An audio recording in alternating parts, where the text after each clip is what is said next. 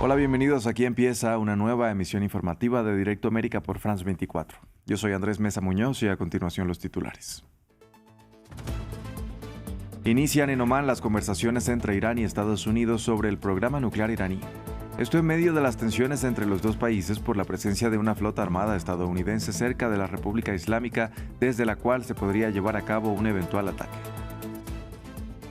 China descarta participar de negociaciones nucleares. Su respuesta se dio a las sugerencias de Estados Unidos de que el gigante asiático se una a un acuerdo de reducción nuclear luego de que este jueves expirara el último gran pacto sobre el tema entre Moscú y Washington. Italia se prepara para la ceremonia de apertura de los Juegos Olímpicos de Invierno, cuando la llama olímpica llegue hasta el famoso Arco de la Paz en Milán. Esperado por muchos, el evento también enfrenta críticas por los efectos negativos en materia ambiental. Conectamos con nuestra enviada especial. Y en nuestra sección Revista de Prensa repasamos los titulares de Argentina, donde el gobierno de Javier Milei creó la llamada Oficina de Respuesta Oficial para, según dice, combatir noticias falsas. Medios como Clarín, Página 12 y La Nación reflejan la polémica desatada por el anuncio. Lo repasamos con nuestra compañera Daisy Lanza. Y en economía vamos a hablar del lanzamiento del sitio web que hizo la Casa Blanca. La administración de Trump mostró una página oficial con descuentos a medicamentos de 5 farmacéuticas. Según el gobierno, pretende que los estadounidenses paguen a menor valor medicinas que son excesivamente costosas en otras plataformas. Los detalles en minutos junto a Juan Pablo Lucumí. Empezamos.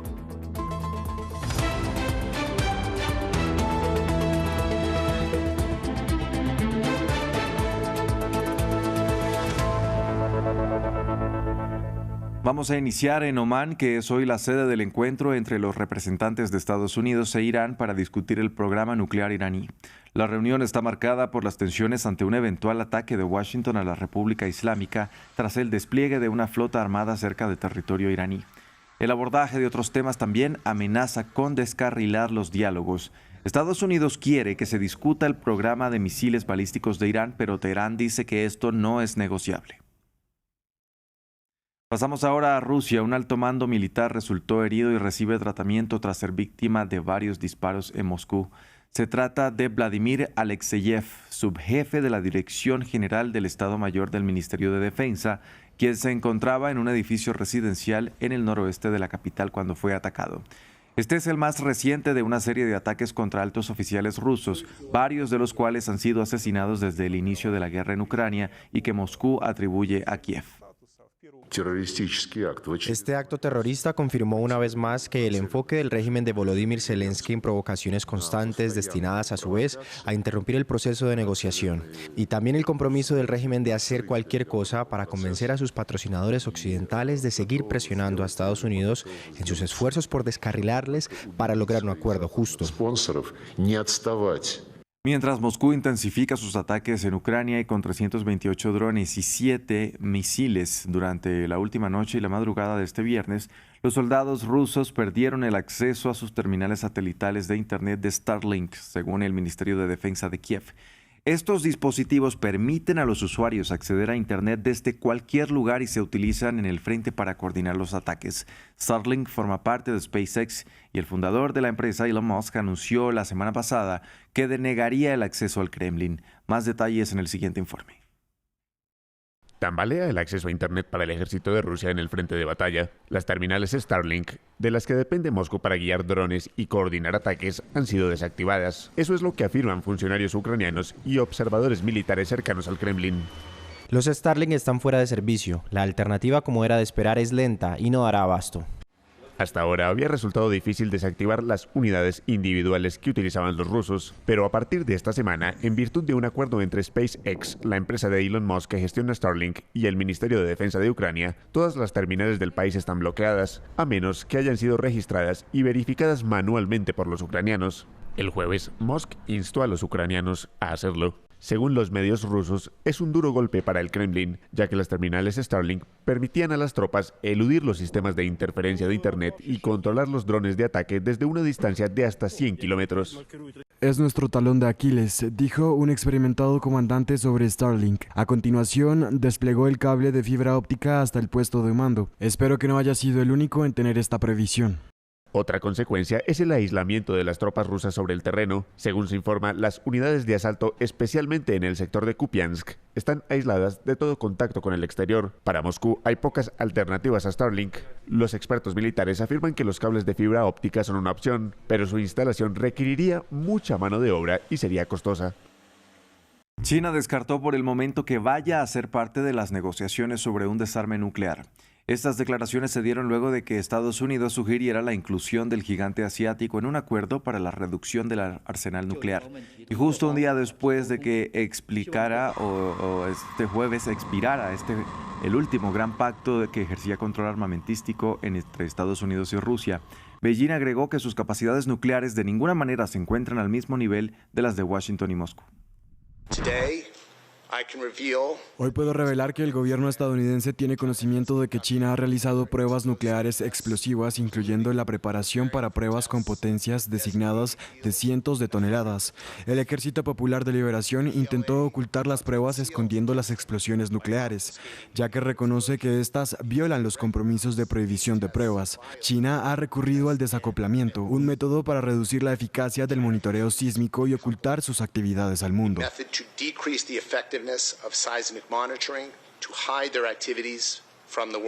Pasamos a Pakistán. A 31 subió el número de muertos tras un atentado suicida en una mezquita musulmana chiita de la capital Islamabad. Las autoridades reportaron que otras 169 personas resultaron heridas. Los hechos ocurrieron durante la oración del viernes. Fuentes policiales dijeron que el presunto atacante había sido detenido en la puerta del recinto antes de que se produjera la detonación. Naciones Unidas condenó el ataque de presuntos combatientes yihadistas en Nigeria este martes que causaron la muerte de 170 personas. Los hechos ocurrieron en el estado de Kuwara. De acuerdo con las autoridades locales, los atacantes reunieron a los residentes de una aldea prometiéndoles predicar y allí abrieron fuego contra la multitud. El secretario general condena enérgicamente el ataque terrorista del 3 de febrero en el estado de Kuwara, Nigeria, que supuestamente causó más de 100 muertes.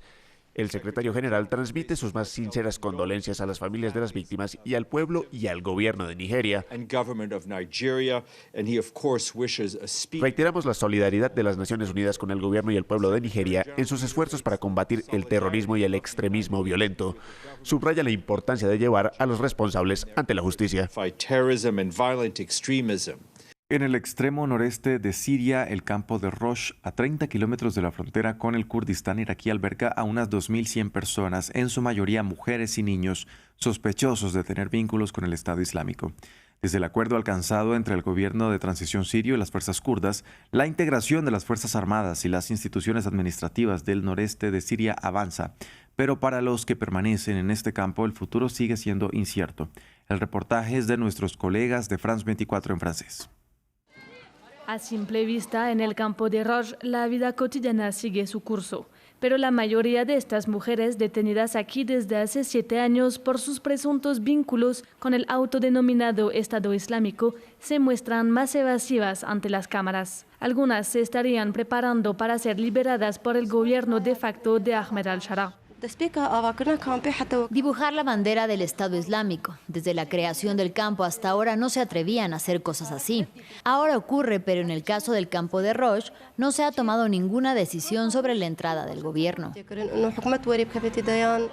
¿Quién mantendrá la estabilidad del campo cuando las fuerzas de seguridad kurdas se incorporen progresivamente al Ministerio del Interior sirio? ¿Y qué pasará con los extranjeros que sus países de origen no repatrien? Los responsables del campo y las familias esperan respuestas. No sé si vendrán aquí o no. No lo sé. Solo quiero volver a Rusia y acabar con todo esto. Alejada de las demás mujeres del campo, Cassandra vive casi recluida. Esta belga de 31 años dice haber renegado del autodenominado Estado Islámico tras solo 7 meses en Siria, pero Bélgica se ha negado hasta ahora a repatriarla. Teme las consecuencias cuando el campo pase a estar bajo control sirio. Tengo miedo de las represalias porque tengo buenas relaciones con los kurdos. No sé si alguna de ellas quisiera hacer algo en el momento en que haya un poco de caos en el campo. El gobierno sirio ha anunciado que quiere que Al-Hol y Roj cierren sus puertas en el plazo de un año. A diferencia de la administración kurda, como Estado soberano, Damasco podrá presionar a los países extranjeros para que repatrien a sus ciudadanos. Primera jornada de los Juegos Olímpicos de Invierno de Milano Cortina. Por primera vez las justas se celebran en 2 ciudades separadas donde millones de espectadores se reunirán durante los 16 días de competencia. Vamos precisamente a una de estas ciudades sede con nuestra enviada especial, Irene Sabio. Irene, muy buenas tardes. Usted ya está en Cortina. ¿Cuál es el ambiente al inicio de estos Juegos Olímpicos y cómo está el clima importante para unas competiciones de invierno? Sí, así es, ya nos encontramos en Cortina, que como decías es una de las principales sedes de estos Juegos Olímpicos que se disputan en distintas localidades del norte de Italia. De hecho, a mis espaldas incluso pueden ver el logo de estos Juegos Olímpicos, esta escultura que se encuentra aquí, pero la noticia de hoy es que, bueno, en realidad la noticia de las últimas horas es que ha nevado, quizás también lo pueden ver, ha nevado mucho, quizás más de lo esperado y de hecho algunos de los primeros entrenamientos se han tenido que cancelar. En cualquier caso, las competiciones, eso sí, se mantienen. Lo que estamos viendo aquí es también mucho ajetreo, por supuesto. Los operarios están limpiando las calles de la ciudad, están ultimando los últimos preparativos, poniendo las vallas también para la ceremonia precisamente que se celebrará esta noche. Un clima en todo caso mucho más relajado del que se está viviendo en Milán, donde hay protestas en curso, protestas contra nuevamente el ICE, la Policía Migratoria de Estados Unidos, que es parte de la delegación estadounidense, y también por la presencia de Israel, que participa a estas competiciones a pesar de que algunos habían solicitado que fuese excluido. Irene, las cuestiones geopolíticas siguen siendo evidentes en la Villa Olímpica. ¿Qué podemos resaltar al respecto? Sí, esto no es, por supuesto, una primera vez para unos Juegos Olímpicos, pero bueno, es cierto que otra noticia de hoy es la reunión que la primera ministra italiana Giorgia Meloni ha mantenido con el vicepresidente y el secretario de Estado de Estados Unidos. Ambos se encuentran en Italia. De momento no ha trascendido el contenido de este encuentro, pero por supuesto subraya nuevamente la cercanía que tiene el actual gobierno italiano con la administración de Donald Trump. Lo que sí ha trascendido, lo que publica también la prensa italiana, es que los atletas estadounidenses, los que se encuentran en la Villa Olímpica de Milán, habrían sido colocados de una forma en sitios apartados de los de Canadá y también Dinamarca. Es un país que, como sabemos, comparte actualmente una disputa por las amenazas de Washington de querer hacerse incluso con la fuerza de este país. Por tanto, sí, esa dimensión geopolítica. Muchos analistas se preguntan también cómo Donald Trump utilizará estos Juegos Olímpicos después de que el presidente estadounidense vinculara el deporte también a la fortaleza de su nación. Irene, muchas gracias por este reporte. Estaremos entonces al tanto de la inauguración de los Juegos Olímpicos. Vamos con nuestra revista de prensa. Para hacer un repaso sobre lo que dicen los principales medios de comunicación alrededor del mundo, ya se encuentra en el estudio conmigo mi compañera Dácil Lanza. Dácil, bienvenida, feliz viernes. Feliz viernes para vos, Andrés, ¿cómo estás? Muy bien, Dácil, vamos a comenzar con Cuba porque medios de Estados Unidos y de la isla están reflejando los intercambios públicos que hubo ayer entre los gobiernos de Miguel Díaz-Canel y Donald Trump. Así es, Andrés. Empezamos con el Wall Street Journal, que justamente dice en su titular que Cuba, ante la escasez de petróleo, está tendiendo la mano a Estados Unidos. Esto es después de que ayer el presidente de Cuba, Miguel Díaz-Canel, diera una conferencia de prensa bastante extensa donde habló de que la isla está dispuesta a mantener diálogos con la administración de Donald Trump, mientras que esta administración estadounidense también dijo que ya están hablando con la isla. Recordemos que en este momento, frente a la amenaza de sanciones de Donald Trump, a cualquier país que comercialice combustible con la isla, justamente anunció sanciones para esos países, y es por eso que el Wall Street Journal dice que la isla podría sufrir en las próximas semanas ya una escasez de combustible y cataloga esta crisis como la peor desde la caída de la Unión Soviética. También habla de las presiones que viene haciendo el gobierno de Donald Trump, dice, para desplazar al gobierno cubano, y cómo está buscando socios dentro de la isla justamente para lograr hacer algo similar a lo que sucedió en Venezuela, es decir, encontrar aliados que estén en ese gobierno. También dice el Wall Street Journal que legisladores y aliados de Donald Trump, como por ejemplo un legislador republicano de Florida, Carlos Jiménez, envió cartas a aerolíneas para que dejen de enviar vuelos comerciales a la isla, y además, bueno, alerta sobre la escasez que varios expertos están diciendo que puede sufrir la isla a partir de las sanciones de Estados Unidos. De ahí vamos a lo que dice Granma, que justamente este diario del Partido Comunista de Cuba, lo que cita es la voz de Díaz-Canel. Manifestó Díaz-Canel ayer su disposición a justamente dialogar con Donald Trump. Habló de que Estados Unidos impulsa la teoría del colapso, la teoría de un Estado fallido, pero que sin embargo van a resistir desde la isla, y también no descartó que van a pasar dificultades. Por otro lado, ABC News cita, dice que la ayuda adicional de Estados Unidos, que fue anunciada en el día de ayer por $6 millones, esto lo anunció Jeremy Lewin, un alto funcionario del Departamento de Estado, que dijo que va a enviar arroz, legumbres y entre otros insumos, lo va a distribuir la Iglesia Católica y que la Embajada de Estados Unidos lo va a supervisar. La CNN en español dice la respuesta, o cita la respuesta de Cuba, que tildó esto de hipócrita, de esta ayuda que, mientras mantiene una sanción contra toda la población, un bloqueo contra toda la población de la isla, sin embargo hace estos pequeños anuncios, así lo dijeron desde la Cancillería. Dácil, vamos a seguir en la región, pero pasamos ahora a Argentina, porque el gobierno de Javier Milei lanzó una oficina de respuesta oficial.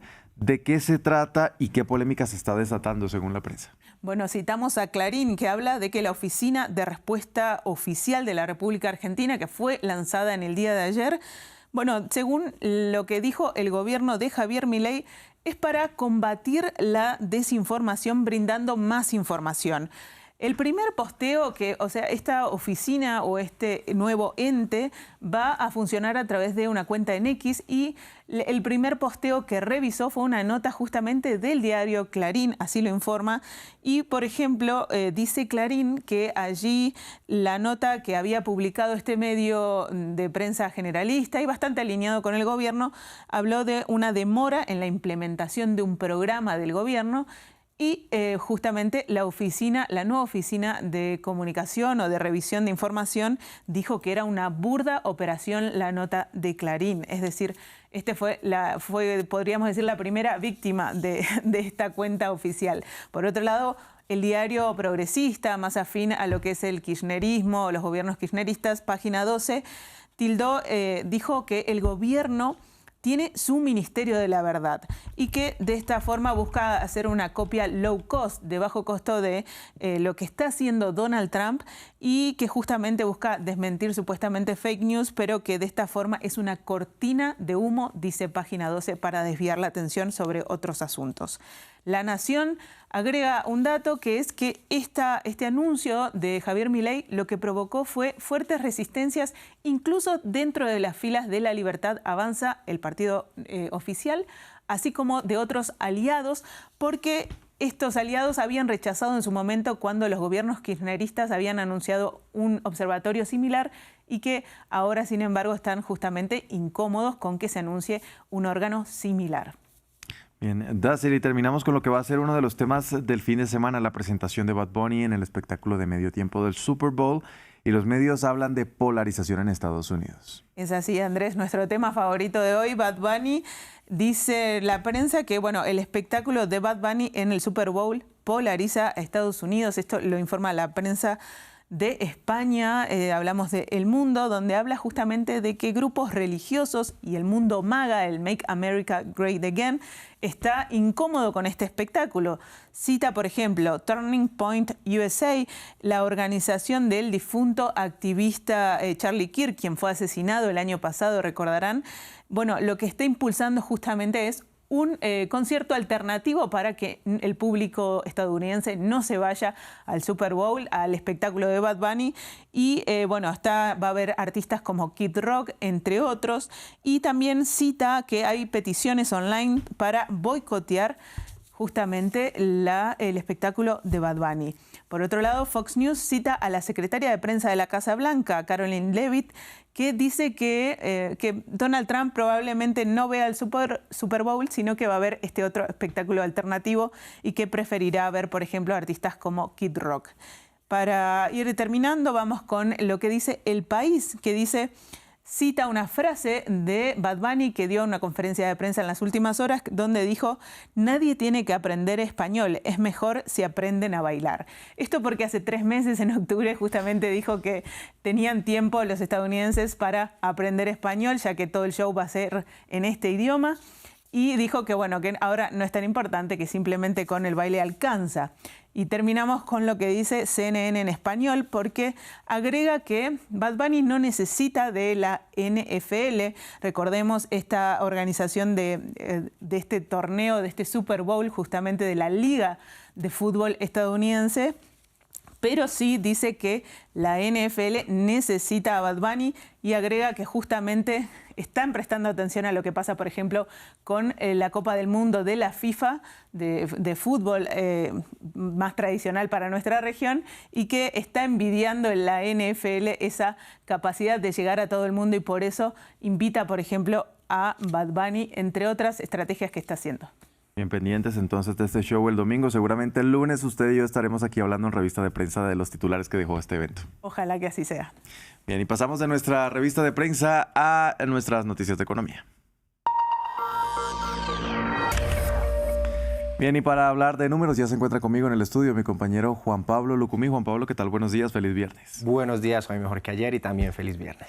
Juan Pablo, vamos a empezar en Europa porque el bloque comunitario de los 27 amenazó a la empresa ByteDance para que cambie el algoritmo de su aplicación TikTok. Andrés, Bruselas culpa a la empresa china de tener una aplicación con un diseño adictivo que considera que es perjudicial para la salud mental, sobre todo de los más jóvenes. Se trata de ese algoritmo sin fin que la plataforma que permite mostrarle a los usuarios contenidos que potencialmente les gustará, pero esto lo hace de forma infinita, sin fin. La investigación de la Unión Europea lleva 2 años y los hallazgos de las pesquisas es que la aplicación china no está haciendo nada para cambiar su algoritmo y también no infringir las normas digitales del bloque europeo. Vemos acá una de las características, por ejemplo, tiene alta precisión en detectar esa atención, mide cuánto tiempo una persona ve un video. Esos videos cortos también hacen que las personas puedan engancharse mucho más con los contenidos que están viendo, y nosotros ahora profundizaremos sobre este tema desde el corazón de la Unión Europea con el informe que nos envió nuestra corresponsal Esther Herrera.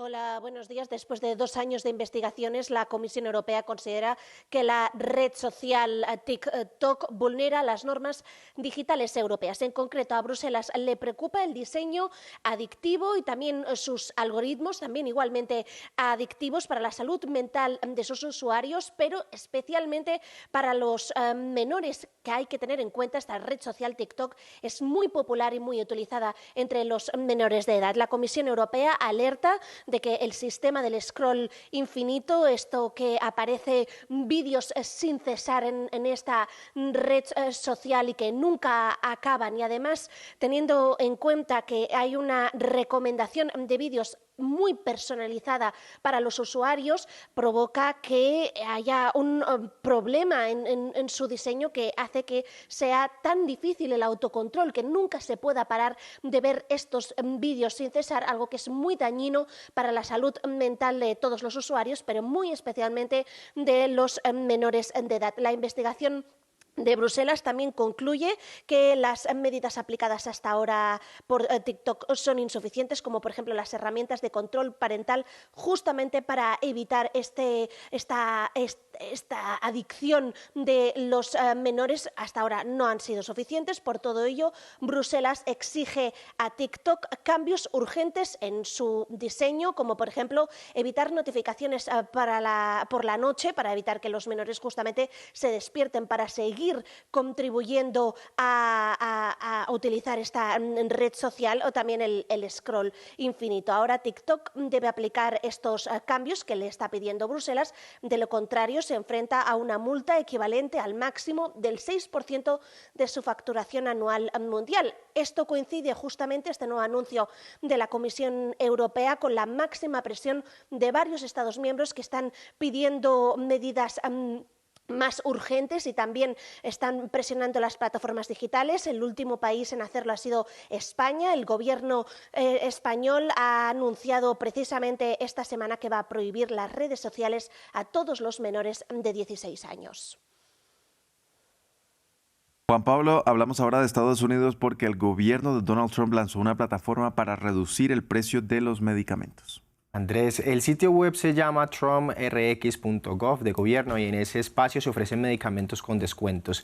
En el portal se lee que el sitio permite que los pacientes con recetas válidas puedan acceder a ahorros mediante cupones fáciles de usar que pueden imprimirse o descargarse en sus teléfonos o a través de canales configurados por el fabricante. En el portal los estadounidenses podrán encontrar medicinas de 5 farmacéuticas con los que el gobierno estadounidense logró un acuerdo para tener descuentos bajo el esquema conocido como precio de nación más favorecida. Esto es un esquema a nivel global y pues ellos ahora se están favoreciendo de eso.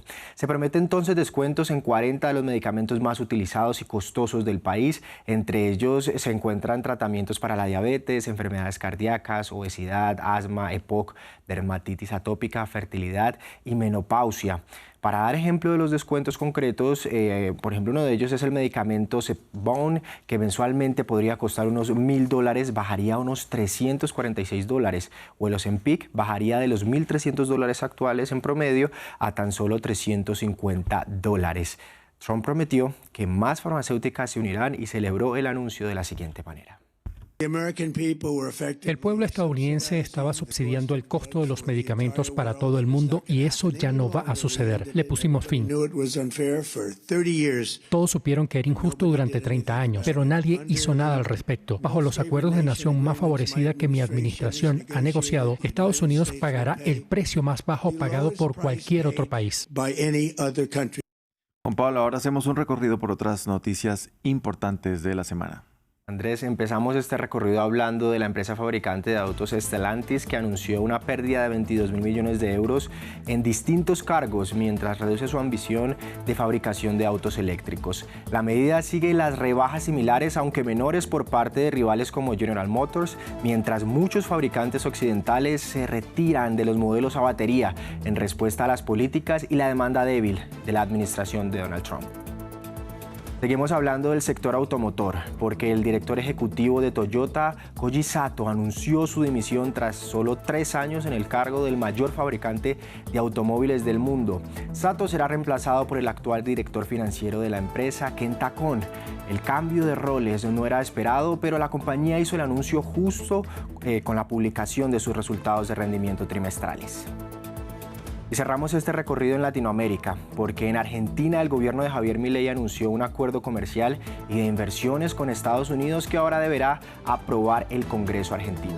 El Ejecutivo no ha dado detalles concretos, pero el libertario explicó que el pacto busca reducir barreras arancelarias y no arancelarias, así como promover la inversión en sectores estratégicos como la energía o los minerales críticos. Bien, Juan Pablo, y vamos a revisar cómo operan los mercados hasta ahora. Después de una semana de diferentes resultados trimestrales, revisamos cómo a esta hora se prepara para la apertura Wall Street, que lo hace en terreno positivo. Hay que decir que, por ejemplo, la criptomoneda más conocida del mundo, Bitcoin, ha perdido gran parte de su valor en lo que va del año después de haber alcanzado los $100.000. Ahora se cotiza por $66.000. Hay que decir que las personas aprovechan esta caída para hacer su compra. Revisamos cómo opera a esta hora las bolsas en Europa, que lo hacen en terreno positivo, también guiadas por lo que ocurre en Estados Unidos.